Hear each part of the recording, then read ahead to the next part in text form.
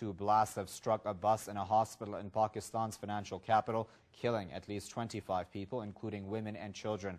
In the first incident, a motorcycle rigged with explosives rammed into a bus carrying mourners on their way to join an Arba'een procession in Karachi. The blast killed at least 12 people and injured dozens of others, some of them critically.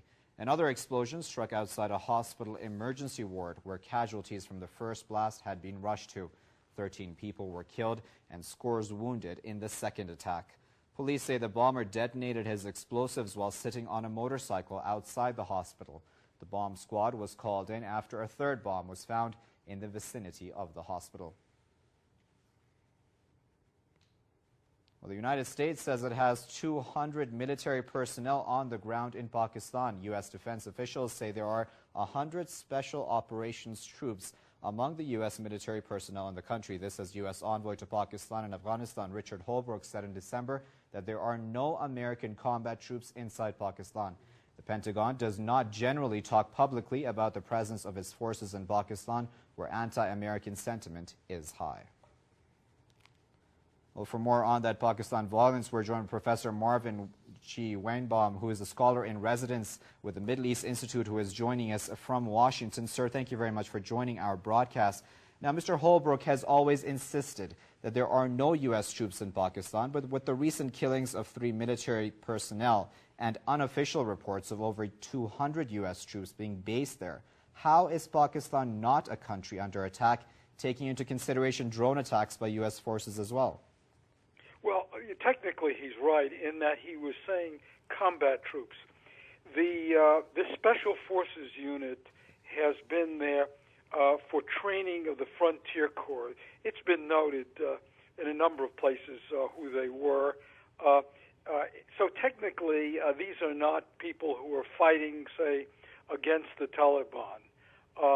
Others perhaps are involved in the launching of the Predator drones, which I might add is done in collaboration with Pakistan intelligence. Now, Pakistan has always... they launch from Pakistan bases. I'm sorry to interrupt you there. Pakistan has always been a big player in the war on terror strategy of the United States. Now, with India's changing role in that arena, how is Pakistan's role set to change, and will this be more of a negative role or a positive one? Well, Pakistan is playing a role in Afghanistan primarily now in pushing the idea that there can be some kind of political reconciliation with the Taliban. They are making a strong pitch in this direction, although just yesterday the Quetta Shura, and this is the command of the Afghan Taliban in the city of Quetta, really rejected any idea that they were prepared for some kind of compromise with the Kabul government. Picking up on that point of the Quetta Shura, recently there had been reports that the Quetta Shura had actually moved its base from Quetta to Karachi. Are these recent attacks connected to the move of the extremists to Karachi, or is this more of an ethnic issue that has its roots in things other than the Quetta Shura? No, I think we should assume, unless we learn otherwise, that this is the work of a group called Lashkar Jangvi, which has been specializing in attacks on Pakistani Shia for many years. This is the kind of operation that they mount, and of course they chose a holiday when they knew that there would be people congregating. But they have also gone after professionals and in markets and so on. Right, Professor, sectarian attacks, especially on the Shia minority, aren't a new phenomenon in Karachi, as I'm sure you well know, and it's a city with tension in the air all the time.